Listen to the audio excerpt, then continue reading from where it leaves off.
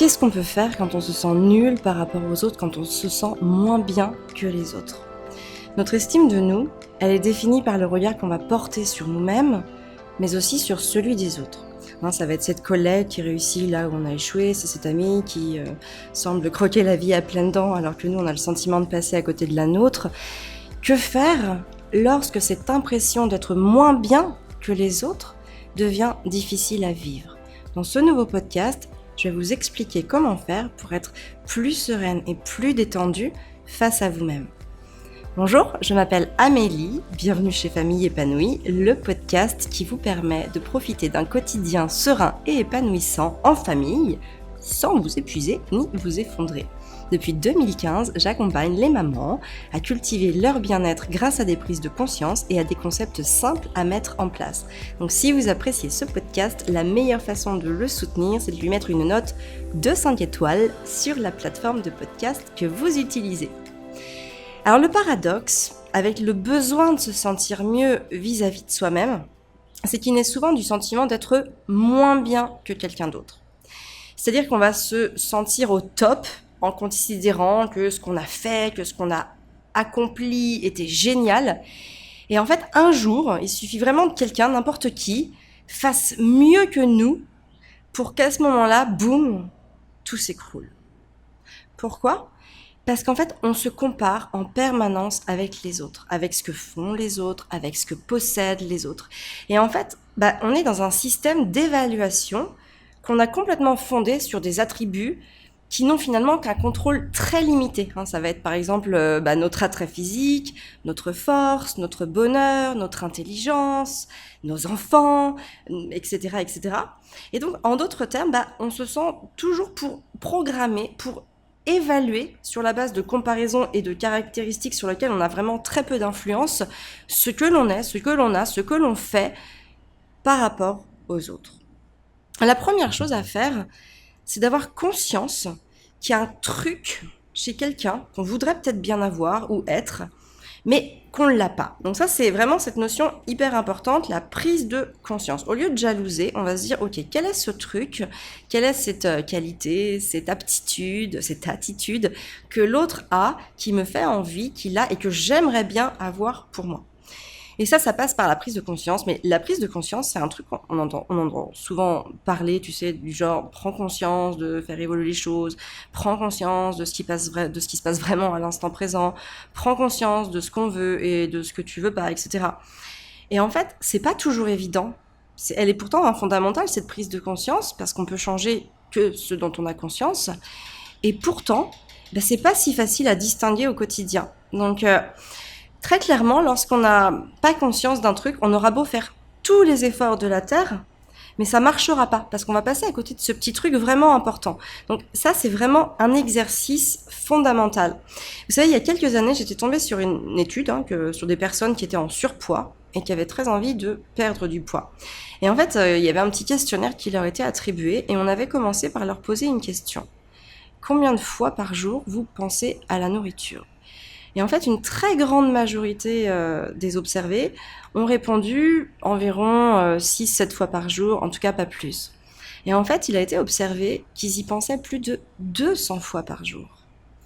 Donc là, par exemple, le premier axe à bosser qui va s'inscrire dans cette prise de conscience, c'est de être OK avec le fait qu'on pense beaucoup plus à la nourriture qu'on en a conscience. Donc il y a bien quelque chose derrière qui nous empêche de faire évoluer la situation, parce qu'en fait, à partir du moment où on n'a pas conscience qu'on va être obnubilé peut-être par la nourriture, on ne pourra pas faire évoluer ça, parce qu'on n'aura pas, on ne saura pas quoi faire dans ce sens-là. On se dira, moi je mange pas trop, je mange bien, je fais attention, etc., etc. Alors que finalement, non. Donc soit on ferme les yeux dessus, soit on s'en rend même plus compte tellement que c'est ancré dans nos habitudes. Et en fait, quand on se sent nul plus qu'une autre, quand on n'a pas le moral, quand on se sent pas bien, quand on est morose, quand on est triste, il faut vraiment commencer donc par prendre conscience de ce qui nous met dans cet état, parce que c'est grâce à ce petit élément qu'on va pouvoir évoluer et se faire grandir. Peut-être que parfois vous vous sentez pas bien ou moins bien que quelqu'un d'autre parce que c'est votre conjoint qui est venu appuyer sur un truc qui vous faisait super mal. Peut-être aussi parce que c'est une collègue qui obtient tout ce que vous aimeriez avoir. Peut-être que c'est votre meilleur ami qui a tellement l'air d'avoir une vie géniale par rapport à la vôtre que vous en venez à l'envier.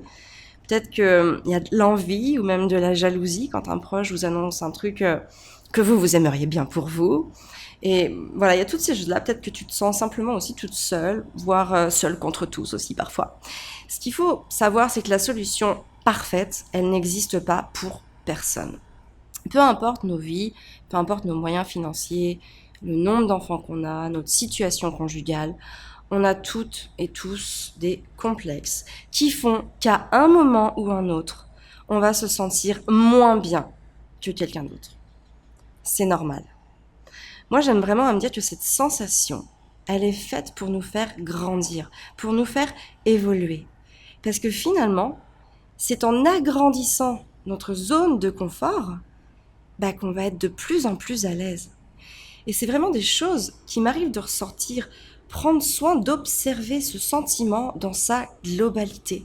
C'est très très important, prendre le problème comme une opportunité d'améliorer son quotidien plutôt que comme un obstacle à cacher, à enfouir sous le tapis ou à essayer de gommer. Faut pas voir un complexe comme un échec ou un obstacle insurmontable qui va venir nous maintenir la tête sous l'eau.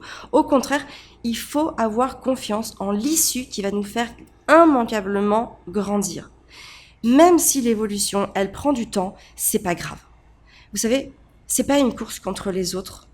Vous gagnerez pas un plus gros lot parce que vous y serez arrivé en première. Alors repensez à la dernière fois que vous vous êtes vraiment senti plus nul que quelqu'un d'autre. Moi, par exemple, j'ai vécu un gros passage à vide dans la création de mes contenus YouTube et même le podcast il y a un certain nombre de mois. Et j'avais vraiment l'impression que les autres proposaient un meilleur contenu que le mien, qu'ils étaient plus vus, qu'ils étaient plus poussés, que les gens aussi s'engageaient plus, c'est-à-dire qu'ils allaient plus mettre de commentaires ou qu'ils allaient plus regarder jusqu'à la fin, etc., etc. Et en plus, moi, je déteste demander des likes ou des commentaires. C'est quelque chose que je fais régulièrement, mais c'est jamais hyper naturel. Je le fais parce que c'est important, mais j'aime pas quémander. C'est quelque chose avec lequel je suis pas du tout à l'aise.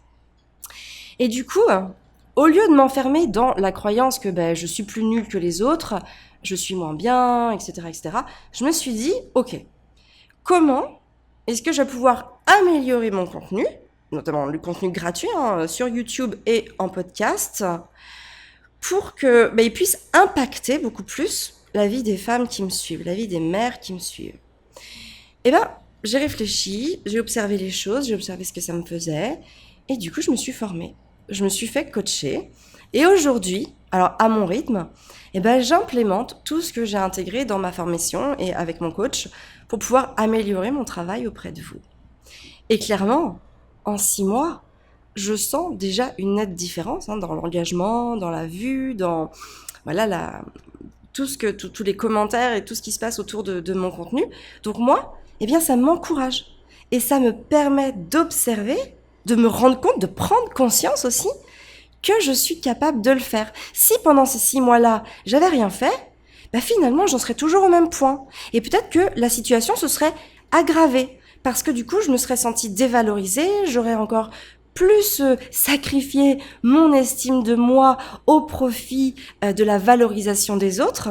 Et donc, ça m'aurait forcément porté préjudice dans ma vie et même finalement dans ma vie personnelle. Parce que ma vie professionnelle, elle se mêle complètement à ma vie personnelle. Enfin, les deux, ma vie personnelle et ma vie professionnelle s'imbriquent complètement l'une dans l'autre.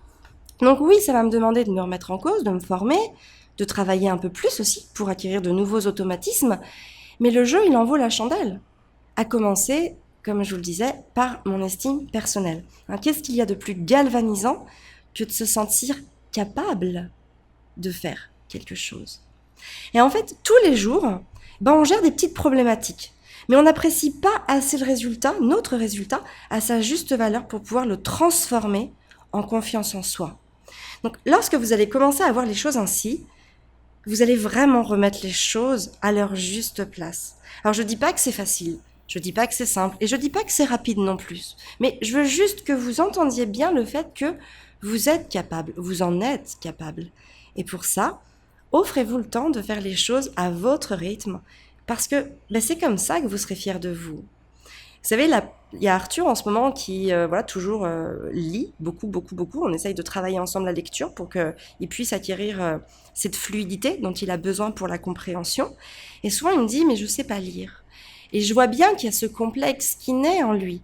Et en fait, ce que je lui dis, c'est que la lecture, c'est pas compliqué. Mais il faut juste la pratiquer. Si on le fait jamais, jamais, jamais, on pourra pas lire. Parce que le réflexe des sons, des mots, des associations, il ne peut se créer en nous que parce qu'on le fait. Si on ne le fait pas, on le perd. Ou en tout cas, il s'implémente moins vite. C'est pareil, par exemple, pour apprendre des langues étrangères. Si on n'a pas une pratique très régulière et très fréquente, c'est plus compliqué d'apprendre une seconde langue vivante.